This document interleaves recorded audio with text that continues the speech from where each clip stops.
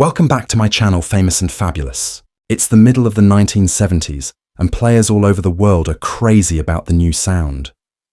Jack Van Halen is adding to rock music at a time when guitar solos were already the best way to show off how good a singer is with his unique style. Eddie's two-handed tapping method broke all the rules and expanded what the instrument could do. Eddie quickly cemented himself as a guitar legend, bringing a level of technical brilliance that astounded audiences and musicians alike.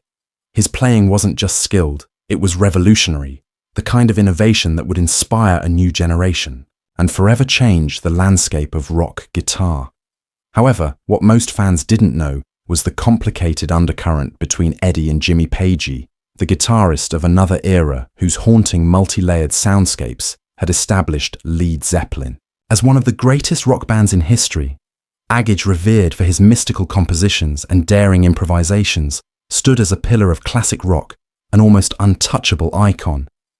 Yet beneath the surface, Page and Van Halen's relationship was layered with admiration, creative influence, and as time would tell, a touch of rivalry years later, as Page would reveal, this relationship was one that defied simple definitions, evolving from mutual respect into something far more intricate. Their journey together was as much about their differences as it was about what united them, each representing a different epoch in rock guitar, but bound by the shared ambition to push musical boundaries for Van Halen.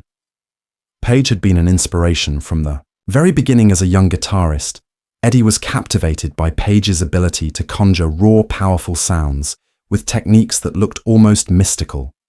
Page's one-handed riffs and fring style intrigued Eddie, setting him on a journey of discovery that would eventually lead to his pioneering two-handed tapping technique. Yet as Van Halen rose to fame, his confidence grew, and he didn't shy away from critiquing the very musicians who had inspired him by the 1980s. Eddie's critique of Page's live performances as sloppy and lacking in precision startled fans and seemed to cast a shadow over the mutual respect they shared. Van Halen's bold commentary positioned him as a prodigy who was unafraid to challenge the established icons of rock, setting up an unspoken tension between the two giants that would linger even as both continued to redefine their roles in the rock pantheon picture. This Eddie Van Halen, in his teenage years, wide-eyed and determined, standing in the crowd at a Led Zeppelin concert at the Forum in Los Angeles. Jimmy Page, dressed as the Wild Man and the Famous Dragon, was in the middle of one of his fiery jams, making sounds that didn't seem to fit on a single guitar. Eddie had always pushed the limits, but he had never seen such mastery and abandonment at the same time in one act. Page's technique wasn't just about speed, it was how he could lift his hand mid-ref and use just one to make complex echoing notes that captivated his audience. For Eddie, this was like an invitation to explore and come up with new ideas.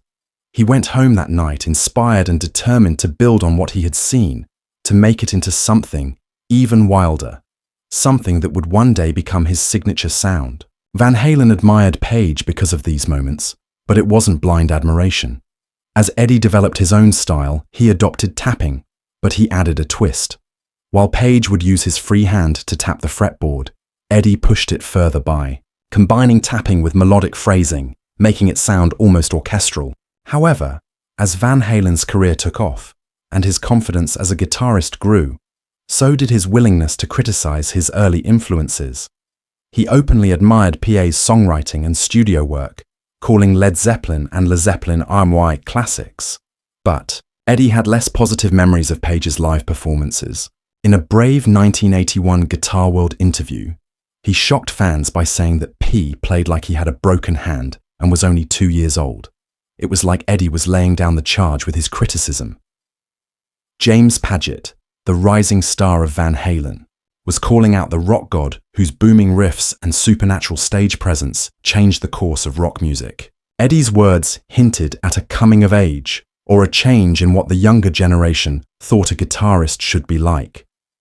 Page's dark and strange artistry was clashing with Eddie's explosive precision, and many fans thought the comments added to the tension between the two icons. They wondered if this was a real criticism, or if this was just a young prodigy's way of separating himself from a legend.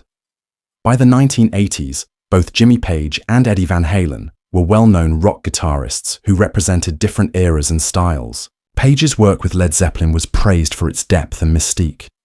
Each song in Zeppelin's back catalogue was filled with tones and effects that seemed almost magical, creating soundscapes that took listeners to other places. Page was both a conductor and a guitarist. He played melodies that were old, complicated, and sometimes hauntingly dark. His riffs on songs like Kashmir and Stairway to Heaven set a standard for mood-based rock music that was just as important as skill-based music. Van Halen, on the other hand, was the lightning rod in the room. He was a guitar genius who came on the scene with a different set of priorities than Eddie. For him, every note was a display of power and technical skill, and his performances were full of high-speed tapping and dizzying solos. Page, on the other hand, reveled in mood and mystery. Eddie focused on precision, volume, and excitement on stage. He kept flashing his signature smile as he played solos that seemed to break the laws of physics. Rock guitar wasn't about restraint or mystery. It was about pushing the limits of what a guitar could do. Fans often saw Page as a craftsman and Eddie as a virtuoso, which put them in a competition that they didn't talk about.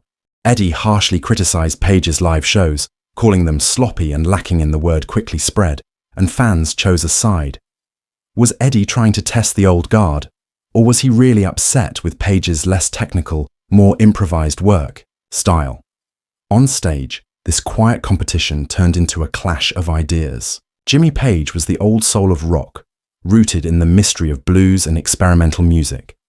Eddie Van Halen, on the other hand, was the new blood of the genre, representing the speed and energy of rock's new era for fans.